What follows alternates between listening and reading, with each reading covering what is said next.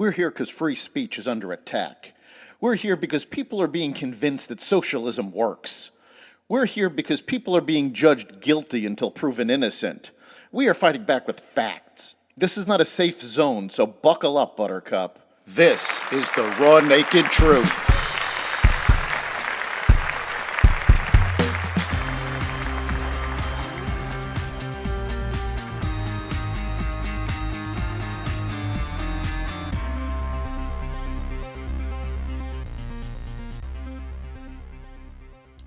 Welcome to the Raw Naked Truth. I'm your host, Eric Lupkin, and here's what's happening. British Prime Minister Boris Johnson has agreed to resign as leader of the Conservative Party, but wants to stay on as Prime Minister until fall. British media widely reported this.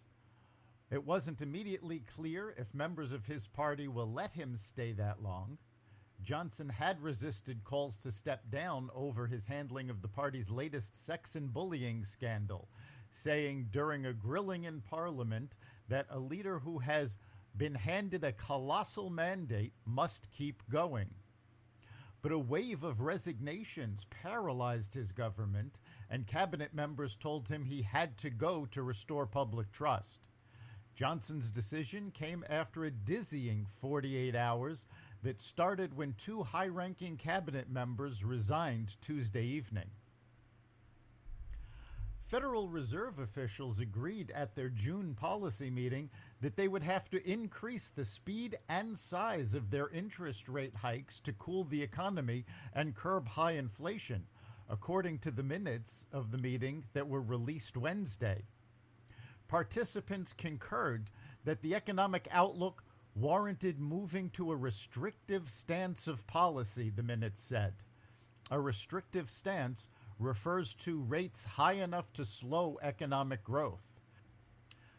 Fed officials made a rare 75 basis point increase to their benchmark short-term interest rate, the biggest hike since 1994. Since the meeting, some of the central bank's leaders have suggested they would support another such hike at their July meeting. The aggressive Fed position has stoked concerns of a possible recession. The Food and Drug Administration has decided to let Juul Labs continue selling its vaping products pending an agency review of its ruling banning domestic sale of the company's e-cigarettes, according to the New York Times. The FDA said scientific issues justified the review.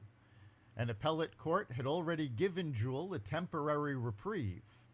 The FDA's original order came after it said Juul's application to stay on the market lacked evidence of any public health benefit. Juul has been struggling to stay on the market, scrapping flavored vaping products after being accused of fueling the teenage vaping crisis. Joe Murillo, Juul's chief regulatory officer, expressed confidence that the FDA would find its products appropriate for the protection of the public health. The Wall Street Journal published a report this week highlighting the economic gains red states have made in the post-pandemic economy.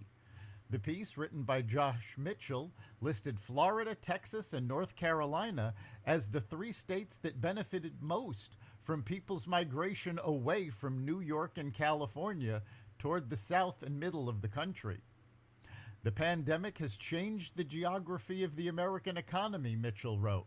By many measures, red states, those that lean Republican, have recovered faster economically than Democratic-leaning blue ones, with workers and employers moving from the coasts to the middle of the country and Florida, he continued.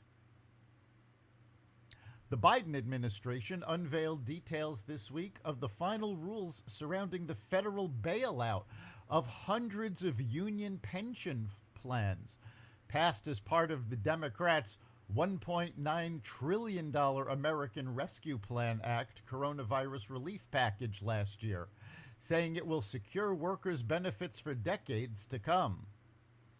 ARPA's Special Financial Assistance Program injects $90 billion of taxpayer funds into the federal government's Pension Benefit Guaranty Corporation, which insures private sector pensions.